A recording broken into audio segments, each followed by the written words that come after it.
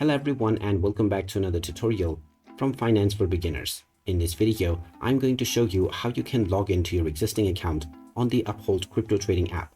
So let's get started right away. First of all, open up the Uphold application on your device.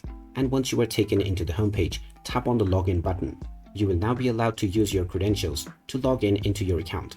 Once you enter both your email address and your password, tap on the sign in button. Now, if you haven't set any two-factor authentication, you will directly be logged in and taken into your homepage. Otherwise, you will be asked to enter the 6-digit PIN code that has been sent to your email. So check your inbox and enter the verification code. And after you proceed forward, you will be logged into your account. And now you can start trading right away.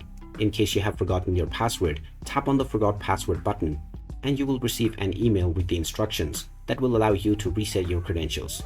So there you have it. That is how easy it is to log into your existing account on the Uphold Crypto Trading App.